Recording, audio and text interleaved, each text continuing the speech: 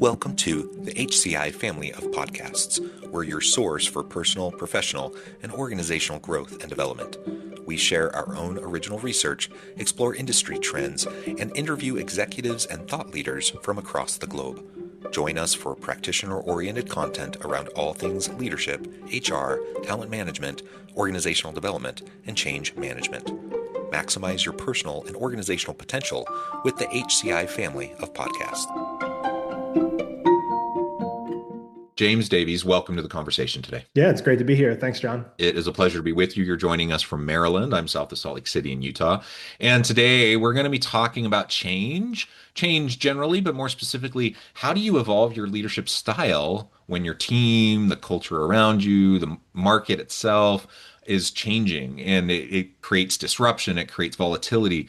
And how do you navigate that? Because there's lots of leadership theories out there, a lot of leadership frameworks, and they tend to kind of all work within different contextual specifications, right? Like a certain time and place, you could lead in one way, and another time and a place, that same way would not be effective. And so, Right. Part of just being a good leader is having enough emotional intelligence, enough awareness of your people, your context, that you can be agile, that you can adapt when you find change happening around you. So this is what we're going to try to unpack and explore together today. As we get started, I wanted to share James's bio with everybody. James Davies is the Chief Executive Officer of Kinetic Data, a Minneapolis-based software company focused on empowering organizations to deliver unified digital experiences across complex technological ecosystems.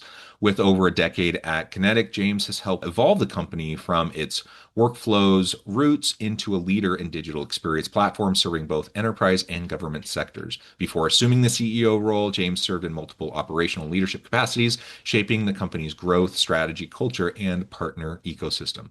I could go into a whole lot more detail, and I put even a more thorough bio in the show notes. But James, anything you would like to highlight by way of your background or personal context before we dive on in? No, I mean, I think you hit it. In general, I'm a first-time CEO. I think that's probably helpful for the audience to understand.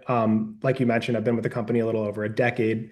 Started out as one of the junior style roles, and over time was able to participate in different departments within the organization. And then, as the COO for about 4 or 5 years, and then the founder took a step back and asked me to be the CEO. So it's been a journey for me. I'm happy to share some of those experiences. Yeah, well, that's awesome. It's always fun to hear when folks are able to have those experiences of entering and experiencing different parts of the Mhm. business and moving on up. It seems like that story is becoming less and less common. Yeah. Like people tend to shift around so much. Like finding someone who's even at a company for 10 years now seems to be kind of the anomaly. And it used to be like in my parents' generation, like it was much more common. You would almost spend Right. your whole career at one place. And that of course is, very much changed. So Yeah. anyways, that's super cool. And I'd love for you to weave in, insights that you may have around just your own career development and growth into a CEO role, because I think that would be valuable to the audience. Along that vein, perhaps to start off this conversation before we get into change is all around us. It's inevitable. It's something we're going to have to deal with. But that said, are there any leadership principles, tried and true, that you have found, just aren't compromisable? Like you're going to stick to these core principles, and even when everything is swirling around you and everything is complicated and everything is high pressure, that you're gonna stick to those principles, even if the style might shift a bit. Yeah, it's a good question. I think the answer is yes. I mean, I don't compromise on trust. Trust is like kind of the key one for me. And I'm not just earning trust, but also protecting it. And there's many times high stakes situations that you'll get into, and it's tempting to, take shortcuts or maybe hide information or sugarcoat something. But I find that that erodes trust. And I think if you lose trust, you lose everything. It reminds me of one of my hobbies is carpentry. Mm, And in carpentry, like if you don't have a square foundation, everything else, every cut that you make after that is going to be compromised. And I think of trust the same way in leadership. It's a reference point for most things that you do. So that's an area that I don't compromise on. Yeah, well, I think that's a good area to not compromise on because, like you said, it really is the foundation. And I do think, most leaders would probably agree with it. Most people Mhm. would say, yeah, trust is foundational. It's really important. But I've also found that when the rubber meets the road in really difficult, high pressure situations, it's one of the first things that often goes out the door, right? Yeah. Um, for a variety of reasons, and sometimes the intentions may even be good, like you're trying to protect people, whatever. But in this day and age where information is so free flowing, Yeah. and people's feedback on employee and customer experience is so free flowing, Yeah. like you just can't afford to do things that will erode that trust, to withhold necessary information, to give bad information or false information, like all those things that may even be rooted in some sense of like protection or other positive sort of outlook. Right. It still erodes trust, and so you have to really be all in on that, I think, as a leader. Relationships are built on trust, and business is built on relationships. Yeah. And even in a world of like disruptive AI, we still need humans and we still need people interacting with each other, collaborating, and that only happens as you have trust. And so, if we're going to be able to respond rapidly to the change around us and continue to add value, create and innovate and bring value to the market, we can only do that built upon the foundation of trust. And yeah, I think just leaders either intentionally, but often probably not intentionally, just inadvertently, they just erode their own foundation.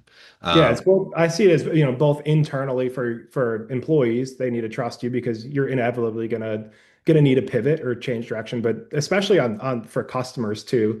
There's been situations where customers ready to move forward, but we don't think we're the best fit. So we're a software company, by the way, and yeah, um, and so it's easy to kind of pigeonhole ourselves into an opportunity optimistically. And there's been times where I've had to say, you know what, like we would love to do this, but there's a better tool out there for you. And with that, if I didn't make that go that direction, then they would have bought our tool and found out there was a better tool and then left us and then gave us a bad review. So it's like, what's the point?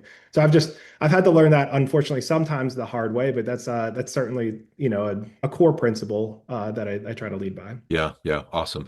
So trust is a foundational piece. Anything else that you would put up there kind of at that level? Well, for me, it's like servant leadership is kind of Mhm. is a big deal, and I have a unique perspective given I've been with the company for a long time and I've been in many seats. But we're a smaller company. We're just about 30 employees. We do big projects with big customers, but we still need to be scrappy at times.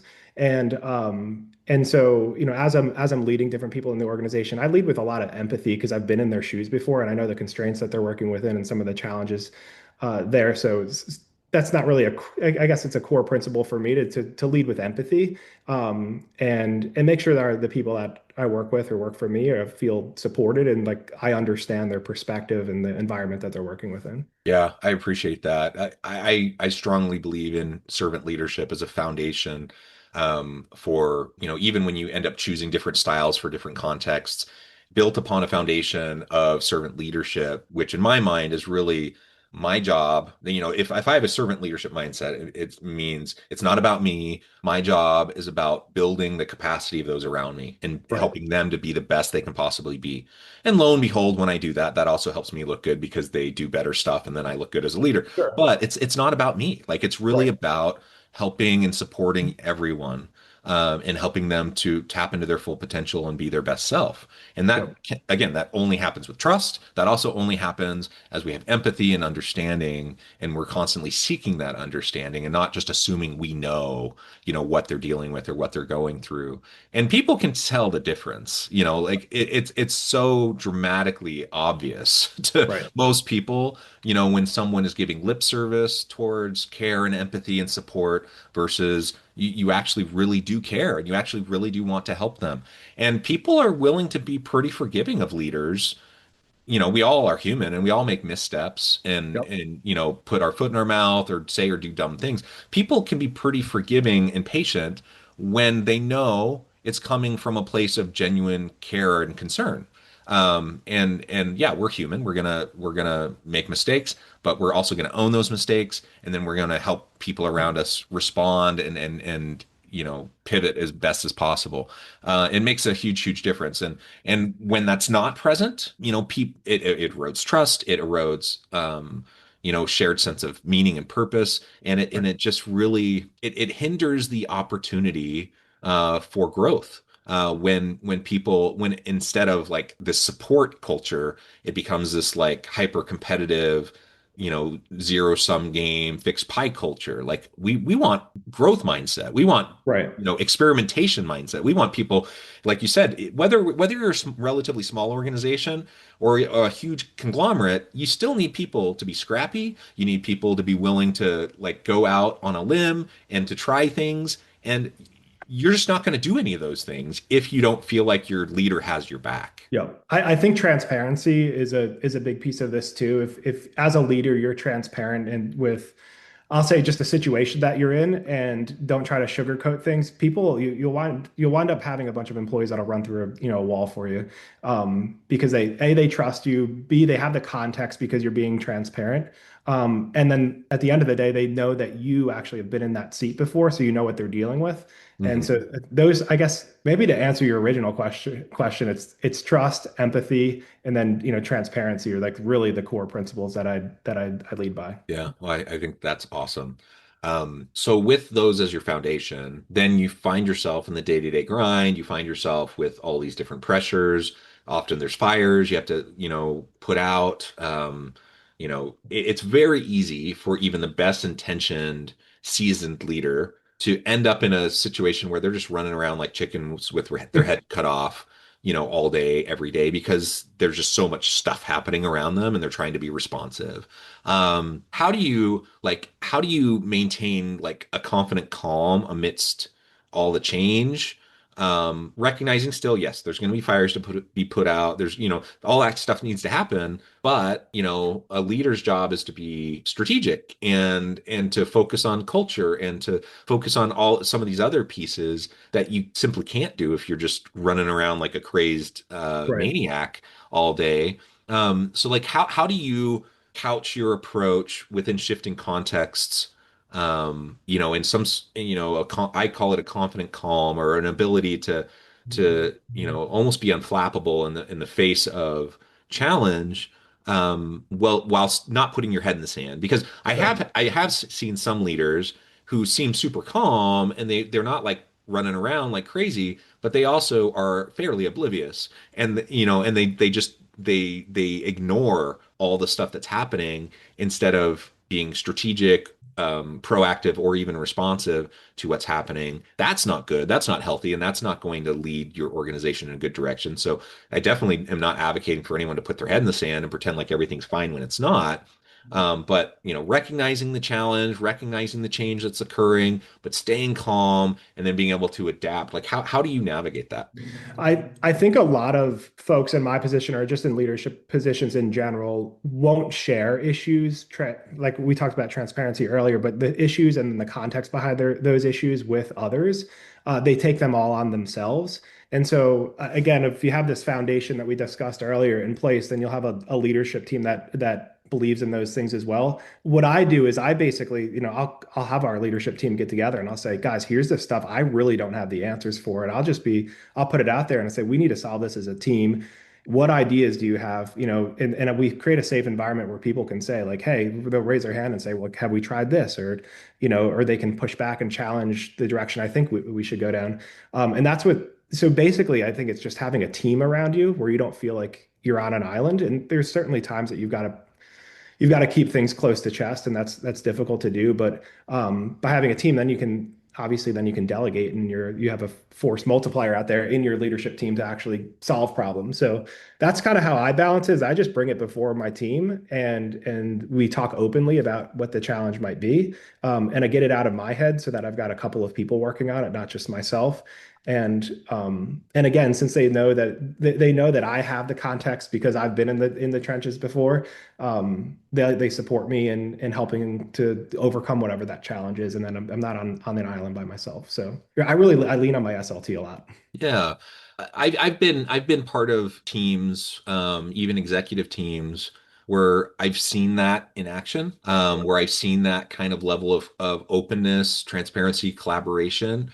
And then I've been on the exact opposite, and again, maybe it comes from a place of care and concern and like Mhm. protection. But when the leader takes it all on themselves and they're not willing to like loop other people in and have them be part of the conversation and part of the problem solving, it's really like the difference in my mind from my experience is so dramatic. Like the difference of experience I have as an employee, as a Yeah, leader, because in one situation I am engaged, I'm involved, I'm participating, I can contribute in meaningful ways. In the other, I feel sidelined, I feel neutered. Like I feel like I have no, even though I have all this, I can contribute. I feel like I'm not even in a position to provide any value or contribute in a meaningful way. And it's really frustrating yeah, to be in that situation, especially when you're aware of problems. Like you yeah, know that there's stuff that needs to be resolved and you're not looped in, you're not included. It's super, super frustrating, demoralizing even for folks. And so I think if a leader, for anyone in the audience, if you have ever been in that situation where found yourself doing that, I'm going to assume it's happened because you're trying to protect people, because you care about them and you're not trying to burden them. I'm going to give you the best case kind of interpretation of it. But ultimately, it doesn't matter because people are still going to feel like even right. if they give you the benefit of the doubt, people are still going to feel like you don't trust them, like you don't want to involve them, that that you're not willing to let go of some control. And that's a hard place to be in. Good leaders aren't like good executives, good leaders aren't going to stay in that environment. They're going to Yeah. go somewhere else. It's And funny. We just went through our 360 reviews and some of our, I'm able to see with the feedback that employees gave. And there's one or two, I'll say managers or, directors within the company that they really try to protect or shield their team from work that they know that they don't want to do. And yeah, it's almost comical to see their team sees them doing that. And in their feedback, they're like, you need to trust us with this stuff. Like, I think one of the traps we can get into as leaders is thinking that employees don't care about the why behind how a decision was made because it's not in their scope of work. It turns out like if you just share and give people context and into whatever the challenge is or the decision that was made and the why behind it, even if it's unrelated to them, they actually do care, and then yeah, they're even more willing to help you solve that problem and overcome it. So, I used to try to shield things from the team to say like, I'll say take one for the team and maybe take care of this task that I knew no one wanted to do, and it wound up making the team feel like I didn't trust them with it, which was the opposite of what I was intending to do. So, yeah, getting out there and saying like, hey, here's what's on the plate, here's what we got to do, here's the why behind whatever it is that we need to do or why this decision was made. Again, people will run through walls for you and make it happen. So, yeah.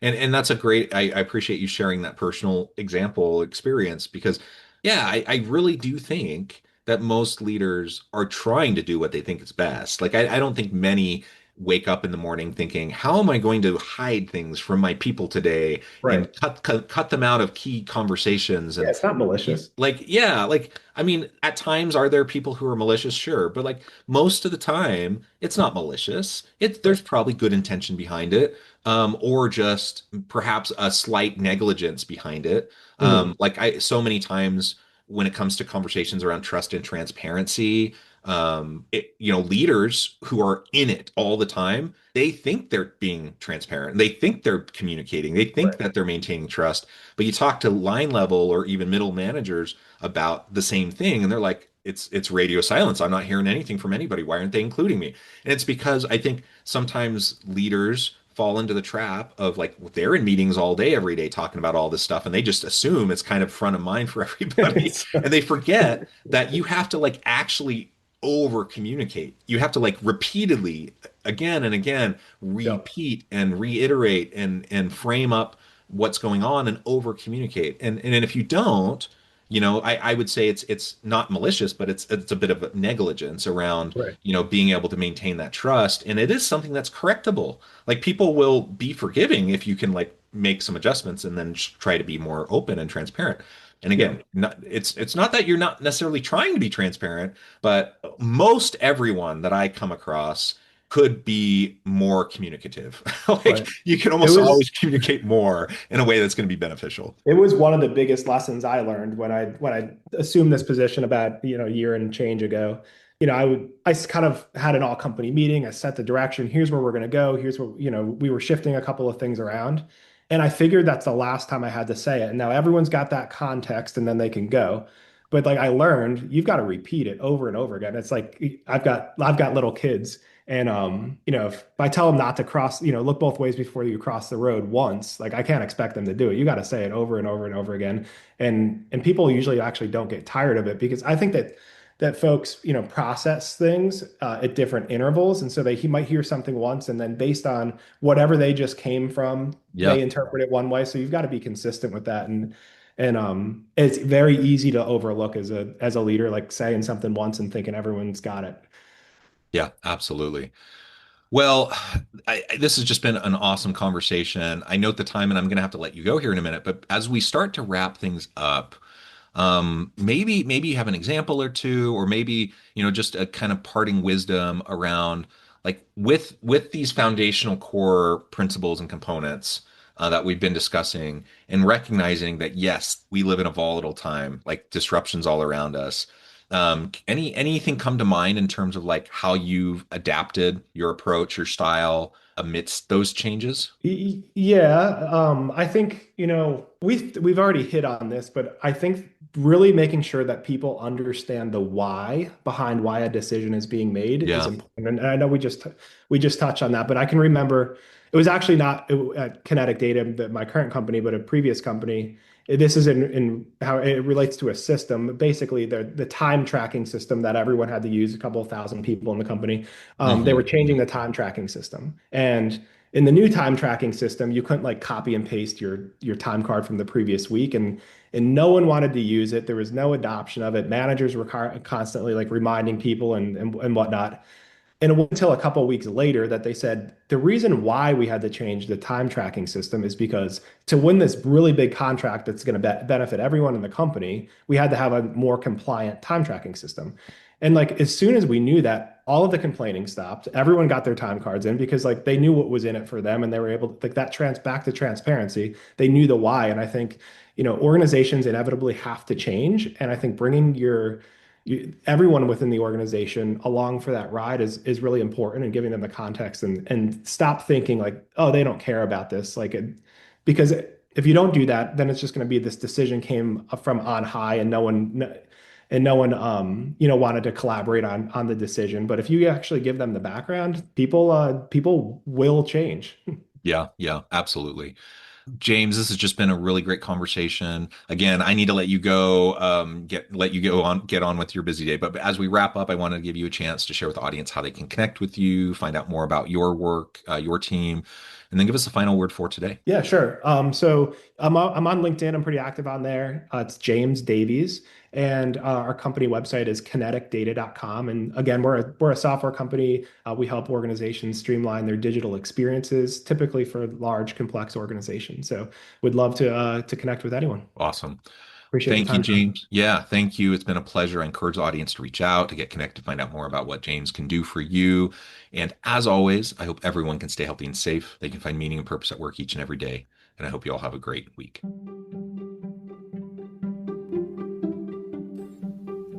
Thanks for joining us for this episode of the podcast. We hope you stay healthy and safe, and please join us again soon.